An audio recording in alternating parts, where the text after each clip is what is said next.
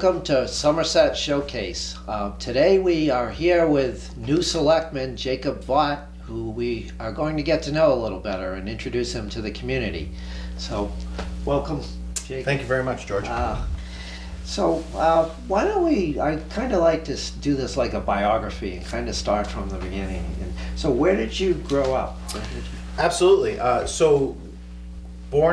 Born originally in New Jersey to two parents who were in the service, and once they decided to exit the service, that one was from Indiana, one was from Massachusetts. My mom won out, so we ended up going back home, and I was raised and graduated high school in Fairhaven, Mass.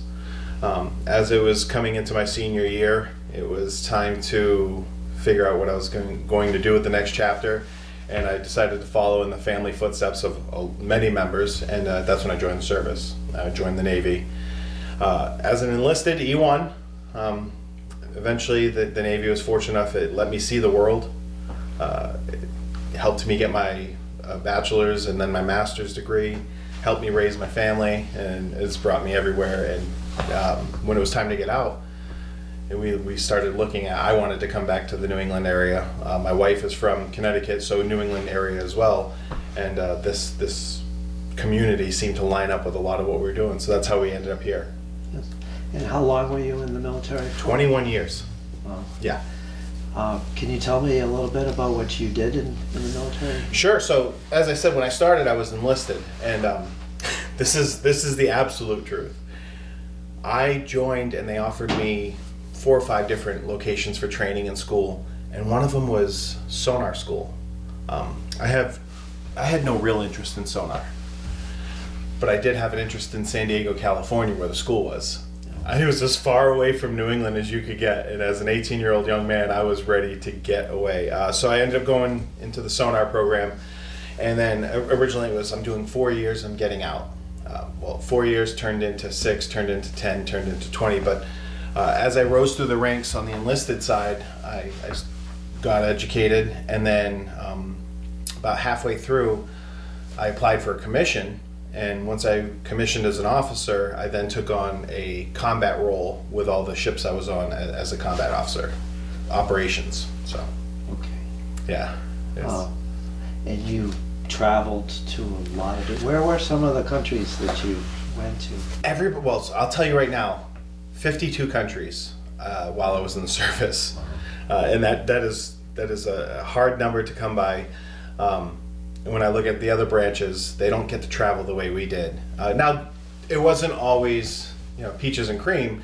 You're pulling in to a country Thursday morning, you're pulling out Saturday afternoon. You're working. Staying. You're not on vacation. And sometimes when you get out, you're out for a little while, but you're limited as to how far, what you can do, what you can see.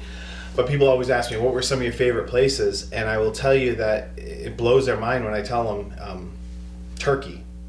We pulled into this it was a naval base in Turkey, but it's just, when you see that these green mountains ended at the water, and then we went into the town where they had a huge local bazaar as you're walking through, and it's just a completely different experience.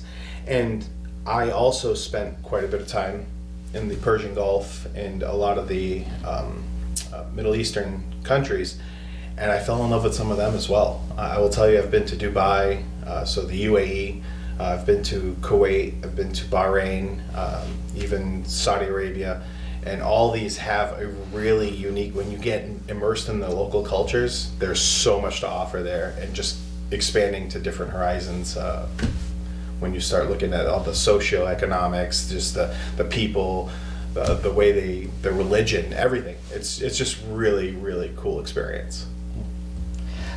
So now you're an executive director of an organization that's related to the Navy. Can you tell me a little bit about that? So there's this national organization called Tin Can Sailors. They've been in Somerset since 1976, and most people who have driven by it their whole lives have no idea it exists, because it's just a nondescript sign out on County Street. And as I had retired from the service, and I was on a website for, it's kind of a Facebook for military, it's called Together We Serve. And the whole idea of it is to link up with your old shipmates or whoever you served with, so that you had a meeting place of a ship's in service for 30 years. You can't just say, you put in the years of service and it connects you with other people. Well, I'll have to admit, it was one of those things that I signed up for and probably didn't pay too much attention. One day I get a notification that I probably normally would have just erased. For some reason I paid attention. It said Tin Can Sailors in Somerset, Mass. is looking for a new executive director. So I contacted them, and we are the only National Destroyer Veterans nonprofit.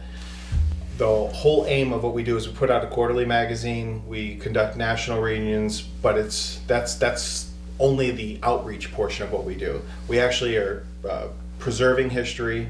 There's 10 destroyers, and that term's a little unfamiliar to people who aren't in the Navy. It's a certain class of ship. There's 10 destroyers that are currently in museums that we support with $10,000 grants every year. We hold a lot of history artifacts, and we actually curate a library of about 20,000 books, some off the shelf and some one-of-a-kind unique pieces. And the reason they hired me was the entire membership and board of directors and staff, everything represented their membership, which was 65-year-old plus white men. They needed diversity. They're like everything else on the decline. You look at the VFW, you look at the Legion, you look at anything that's a membership organization, and they're on the decline. And it has a lot to do with the internet, the ability to communicate through a Facebook or any kind of other messaging apps, and people aren't joining as much these days because they don't see the intrinsic value in it. We were suffering from the same. I think that the biggest reason they hired me was they said, why aren't you a member? Said, you have nothing for me. You don't speak to my generation. Do I care about veterans? Yes. Do I care about the history? And yes, but it has to go beyond that. There are plenty of people who need support. So they brought me in, and what we're trying to do is just change the dynamic. We're still trying to support our base, but expand to other bases. And we're expanding to both philanthropy as well as our mission set of preserving history and educating the public. So it's a challenge. It's a huge challenge. And but I do not want to let these veterans down. They're entrusting me to steer the ship, keep it off the rocks, to use Navy vernacular there, and we're working hard to make it happen. Yeah, is it the younger veterans you're trying to get more involved? Is that what... You're not going to get them involved, no. At least not in the membership sense. You might get them to help us if we showed up somewhere and we're going to do some community service, but we can't do that unless we have the funds to do so. So therefore it's a big cycle. So when it comes to I would say 45 and under, I'm looking more for the philanthropic route. Hey, if you care about the history, if you care about those who came before you, will you at least help us? Will you donate to us? Will you help us? Here's what we're doing. With the older group, the reason we don't have more members, one, our membership is World War II, and unfortunately they're passing away at an exponential rate. They're all broaching 100 years old. Then we have Korea and Vietnam. Some major statistics that go along with that are diversity was not really a huge thing. Females were almost non-existent up until the 90s. So we have a bunch of different dynamics that we're really trying to wrestle with and reshape our identity. I know Tony Kasikas is one of your big supporters. Oh, yeah. You can't have a much better supporter than that guy.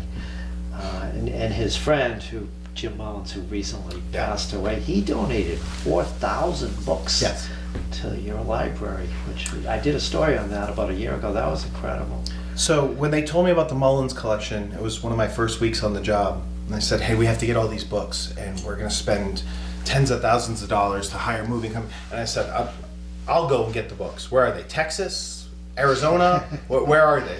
They said, Prospect Street. I said, wait a minute, what? I could not believe that we had somebody that was that much of a curator of history and just a loving of everything nautical right in our own backyard. I got to meet Mr. Mullins, and he was a gem. I wish I could have known him more. He was a gem. Yeah, he was a great guy. Yeah. But, How long have you lived in Somerset, and why did you decide to come here? Can you tell me some of the things about the community that you liked Sure. when you were first coming? So it originally started with, I was stationed up here for my final tour, and that was on purpose. I was supposed to go to Newport, Rhode Island. But as with the Navy, 3 months before I was transferring, they said Newport's no longer available, sorry. And so I talked to my detailer, they're the one that gives you the assignments, and he said, well, what do you have open? I'm trying to go home. He said, Annapolis, Maryland. They're not exactly close. I was like, I know on a map they're maybe this far away. I said, but they weren't close. So we went back and forth. He said, well, are you willing to work outside of your normal field? I said, absolutely, get me home. So he got me to Groton, Connecticut. So then, okay, now we're in Groton. The idea was to be up in this general area, but how far could I handle a commute? How far could my daily life still exist? And then handle all that, but also settle down. So we started to look at communities that matched, and it was essentially down to Barrington, Rhode Island, and Somerset, Massachusetts. And what we found was that Somerset was more for us. Obviously, cost is a part of it, but it also was. Somerset seems more like a community and a family, whereas Barrington seemed affluent, but it didn't seem to us very welcoming as a community. Here, it did. So then once we started really digging in, we saw the school system here was excellent.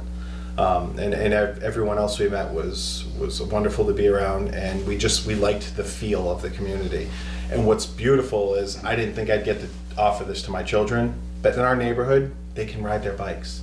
Yeah. They can go play with other kids. They still congregate at the, and go out as a big gang of kids and all play, and you don't worry about them the way I'm sure some other neighborhoods do. We don't have the cars speeding through the neighborhoods. All the parents know each other. If there's a problem, we all communicate. It still has that same feel of when I was a kid. Yeah, Somerset is a tight-knit community. Yeah. When they see people who have problems, you see a lot of support for people in this town. So it's Absolutely. so you and your wife. Can you tell me about your family? And Sure. She is from New England. I am from New England, and we met in Virginia. It was when I was stationed down there on one of my tours that we met, and once we absolutely hit it off. She grew up in Fairfield, Connecticut, and as she moved her way up in the financial world, she ended up having kids and found her way to her parents retired down to Virginia, so she ended up moving close to them. And then as my travels just happened to bring me in the area, we hit it off, and then we were inseparable from that point on. So when I came up here, we tried to do the long distance, and in the sense of we still had a million pieces to iron out, and we just said no, we need to just both get up there together. So she followed up shortly afterwards. And she has 2 kids. I have 2 children. We are a very blended family. And when I tell this to people, their head hurts. Right now, they're in 5th, 6th, 7th, and 8th grade. So it is a fluid situation at home, depending on the hour. But and they're all hit college one night right after the other, which is another thing to really look forward to. So. Yeah. Okay. And so, why did you decide to run for select? I blame my librarian at Tin Can Sailors. She was the one that saw the way I came in there and just completely, my leadership style or however, she saw something in the way I was just changing the dynamics. And she had said, you should consider running for selectman. In the back of my head, I always wanted to be in politics, but I never really considered how to start or where to start. And so that happened in November. Then she said something again maybe a month later. The idea festered, and I started really thinking about it. I was like, I have the time, I have the interest, and I think I have a lot to offer. I would love to run. I think that would be great, but it's probably way too late. I mean, and as I started really paying attention, and this was December, I thought it was too late. And then the more I read, the more I got involved, the more I started to really, really focus in and care. I said, you know what, I want to try. And I said, even if I end up losing, the education I'll get along the way will be invaluable. And I also said, even if I lost, I will meet so many people and learn so much in the process that I'll still be able to serve just as I would serve as a selectman. There are plenty of people who need. And I'll tell you, I was discovering, I figured I would discover all these people that would need help in some sort, and I could then get involved. And then we'll go from there. However, as we know, it ended up coming to pass that I was elected. And now all these people I've met, it's time to put your money where your mouth is. But I will tell you, being part of the community in my neighborhood, when we first moved here, it was great. My neighborhood knew me, but the rest of the town didn't. And now that we've opened up the aperture and really become super public really fast, I will tell you that we are far busier than we were before. Everyone's asking us to get involved, and I think right now I'm probably on the overdrive side of the business, and everyone says, you'll eventually learn how to balance the work life and everything else, because I do have a job, I do have a family, I do have a nonprofit. But right now I'm burning the candle at both ends, just trying to get as immersed as possible. I noticed you had a beach cleanup and at the car wash for the Wreaths Across America, so I can see you getting out. Oh yeah.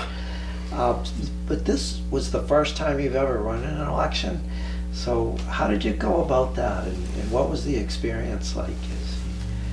Okay, so when I heard the word campaign manager for a local election, I kind of chuckled. I thought we're taking ourselves too seriously, aren't we? But then I realized very quickly that even a local election is just as involved as anything else is.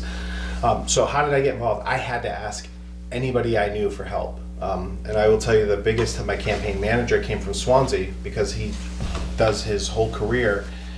He's a recruiter and a staffer, so he's heavy into online social media, connections, branding, and marketing. And let's be frank with one another, a big part of an election is branding yourself, getting your brand in front of somebody else. Like, what are you about?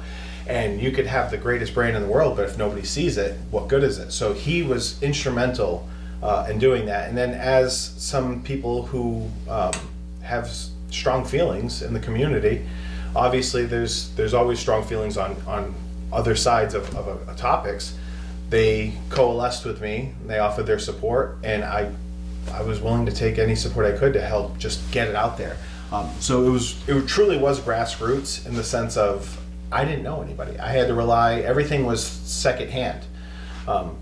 Where my political signs went up, who printed my political signs, I had no idea of any of this. Luckily, I had a huge band of people decide to really come together and help me out and start steering me. And we made some mistakes, it's absolutely.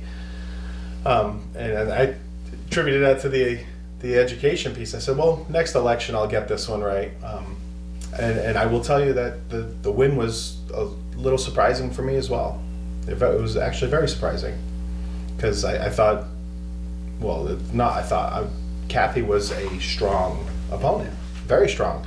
And what she stood for and what she's done was pretty incredible. And I thought that, especially with the Judge Foster ruling that came out when it did, I said, this is a nail in my coffin. But it's not a referendum against her. None of this ever was, and that's the hard part. Is everyone thought, hey, he's running, he must be against the other people, and call me naive, but it was never about being against anyone so much as it was, hey, here's what I have to offer. I would really like to help. Please let me help. Come to see why that comes off as disingenuous to some people. Some people don't want to believe that. What's your real motivation? The real motivation was just to use the free time I now have to do something better. And also, this is all of this is still beneficial in my professional life. These are all lessons, connections, education on how different businesses run from different perspectives. And I bring my professional side to the office, but the office is also helping me bring perspective to my professional life.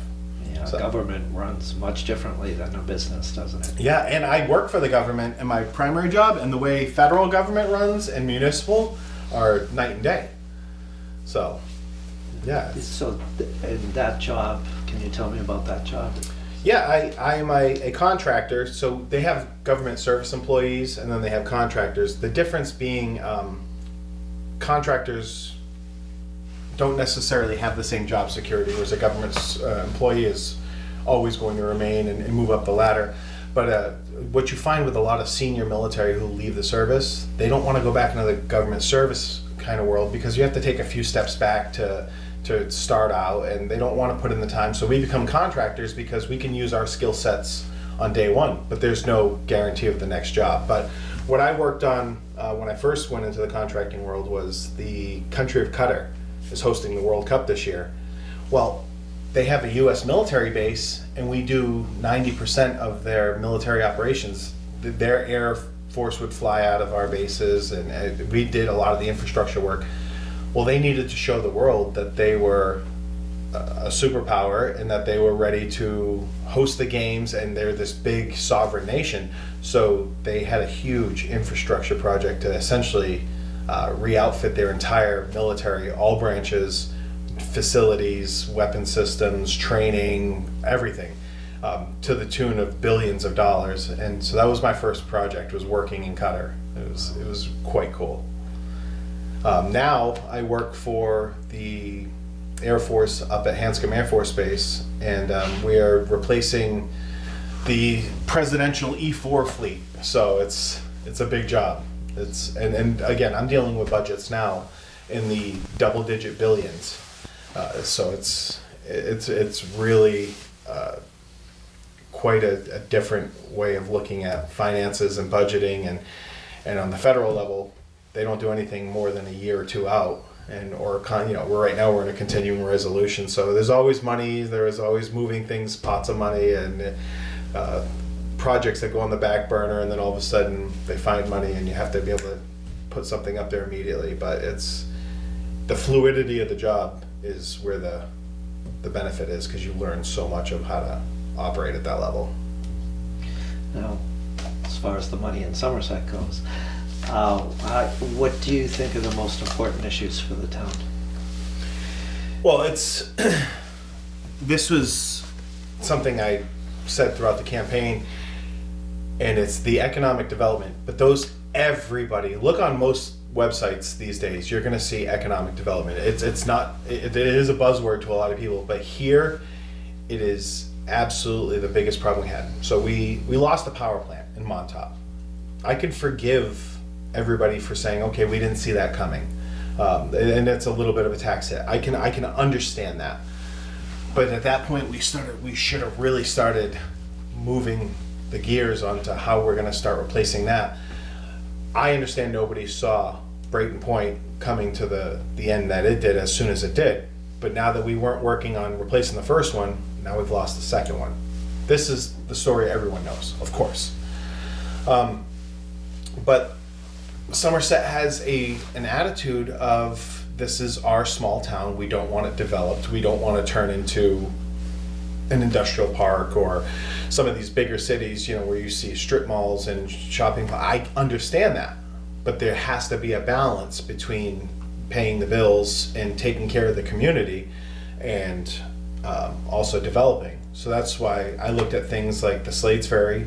I looked at things like the Wilbur Avenue property, places that can be developed in coordination with the town, so that they still feel like they're maintaining their identity. We're not just building it up. Because I think that's another problem, is the misconception of people think that once you give them a property, they can build it any way they want. That is not the truth. We can still control how that property is developed, as long as we are intimately aware with how to do the job. And I am. And that was part of the thing I said I would bring.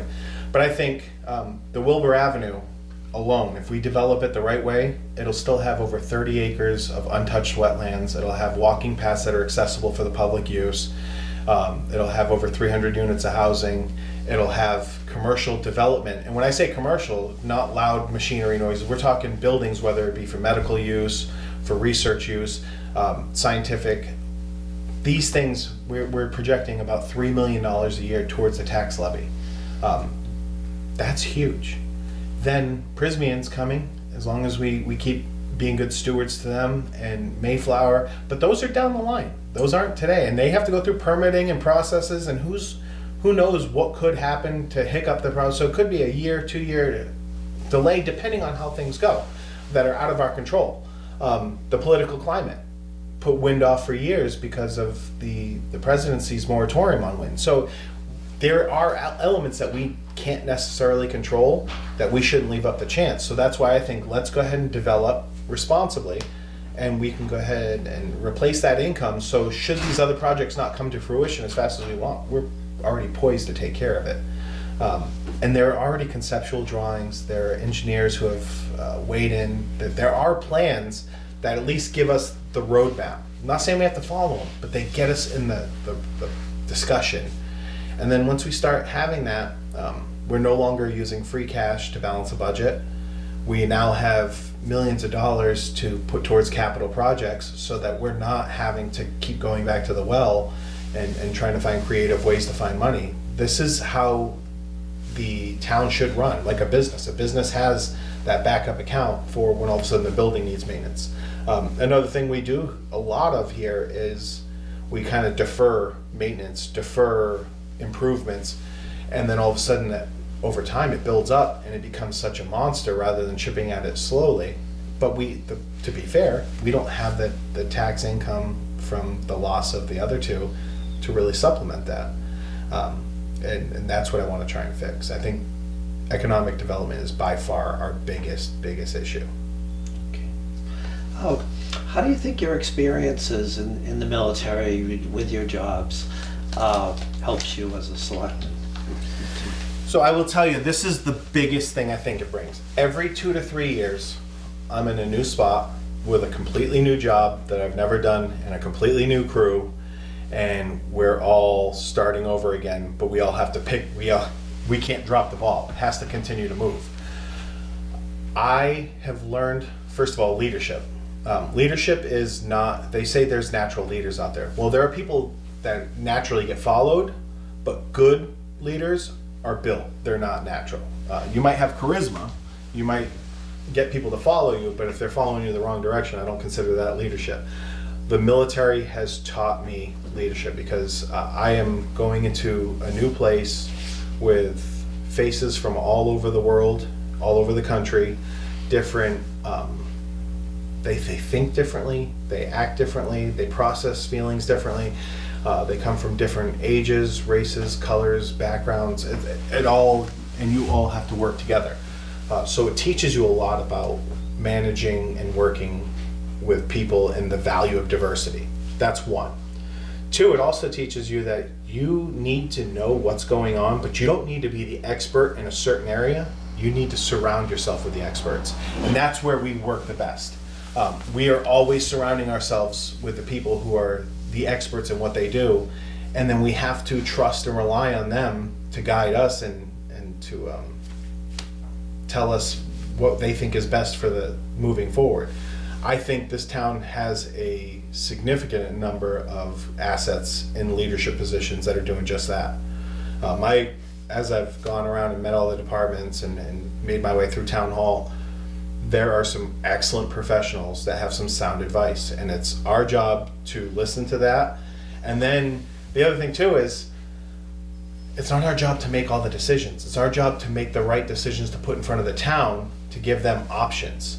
I will tell you, Alan reminded me that the other night. We were going back and forth on the playground right over here. And then when he said to me, he goes, we're not deciding to take the playground out. We're deciding to let the town vote on it. And everything I had said, he was absolutely right. I got so caught up in what I thought that it level set me right off the bat. I said, you're right. Our job is just to tell the town what we think and then let them make the decision. People think that in the military you tell somebody, go do this, you give an order and they go. Let me tell you, the military is staffed with our children, and our children who tell us no and ask why are also in the military saying no and asking why. It's not what you see on TV. You have to be collaborative, you have to be inclusive, and you really need to find out what motivates people and how to achieve the common good.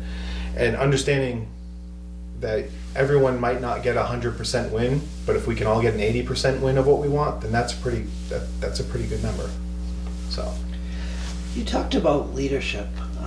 Who are some of the leaders that you look up to or have learned from? That's a great question. I will tell you that that mostly have been in my military, to be quite honest. And I will say that I don't look up to all my leaders. Some of the most valuable lessons I've learned have been from terrible leaders. Because I will tell you, terrible leadership, you can identify immediately. And you can figure out what it is you don't like and tell yourself that you're not going to do that. Great leadership sometimes isn't recognized till it's gone. And then all of a sudden that cavity of what you had taken for granted was gone. But they were always generally seniors to me in the service. And one of them I'll never forget. His name's Joe Baggett. He's actually a captain right now of a Navy ship. And he just taught me the value of approaching everything, taking the emotion out of the decision. I think that was one of the greatest lessons that he taught, and because he was like, you can be right, you can feel you're right, and you can be passionate about it, but you can't be emotional, because at the end of the day, the second you get emotion, you're going to start injecting feelings and irrationality into a conversation, discussion, or anything like that. And that was a big lesson for him, and he wasn't afraid to put me in my place, and he hurt my feelings a few times with some of the things he did to me, but afterwards he would come up to me and explain, hey, listen, I had to do that. You put me in this position. This is not what I felt was right. I know it's important to you. It was incredible. I'm not going to give you the anecdotal poets or historical figures, because I can read them and be inspired by what they've done, but it's the people that have come before me that really have had the biggest impact. And one of them was a peer. He was a leader of mine, that then we became peers. And the biggest piece of advice he gave to me as he left, because I was taking over for him, he's like, don't do it like I did it. You have to be yourself. And I found myself trying to do it the way he did it, because it worked for him. But it worked for him because that's who he was. That's who his personality was. And I was trying to be a little fraudulent in trying to do it his way, because I hadn't developed my own style. That was a huge piece of advice that I've taken with me, is don't necessarily do it the way the person before you did it. Do it your way. And if you always do it with not only the best of intentions, but with the right mindset of why you're doing it, then you can never be led astray. And take constructive criticism. Everyone says we have tough skin or thick skin in the military. It's not that we have thick skin. We've been taught how to take criticism. I'm not going to get upset just because someone told me I'm doing it wrong. I'm going to listen to why. So. Last night at the Selectmen's meeting, you talked about getting more people involved coming to the town meetings, which has been an issue for years now. There seems to be less interest in coming to town meetings. So how do we do that? How do we get people there, and tell them why it's important to be there? Oh, wow. So here's why it's important. Of the 18,000 residents, only 162 registered voters showed up to the town meeting for Diamond. Now, I showed up and I agreed with them. We all voted Diamond pretty much unanimously. I think maybe one or two out of the 162 did not. And I think it's great, but that's not representative of our town. And the Diamond meeting said that for every $100,000 your house is valued, you're going to get a $25 increase in your taxes. So 162 people made the decision for every homeowner in Somerset. The reason that happens is your average taxpayer, your average voter doesn't feel the impact of what's going on. But the problem with that is by the time they do feel the impact, it's years too late. So how do we get them involved? That's a very, very difficult question that I think everyone struggles with. I am probably a little bit naive, but throughout the campaigning process, I developed a very big social network of just Somerset residents. I plan on using that as much as I can, but I think just asking them to show up isn't going to get it done.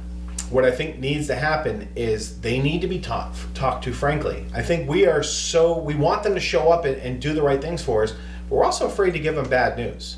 I think they need to be aware of, hey, listen, in the upcoming town meeting, we have roughly $10 million of appropriations going up for votes.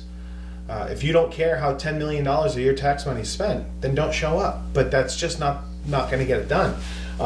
I'm going to preach and I'm going to hold, let's call them town halls, try to get out and try to contact them and be active in the social aspect of phone calls, emails, social media, but we'll see. I could be dismayed severely if all of a sudden 200 people show up total. So it is a problem, and there is no right answer. I'll tell you that the school system, whenever there's anything going on, by the way, how about this? School day, it snows.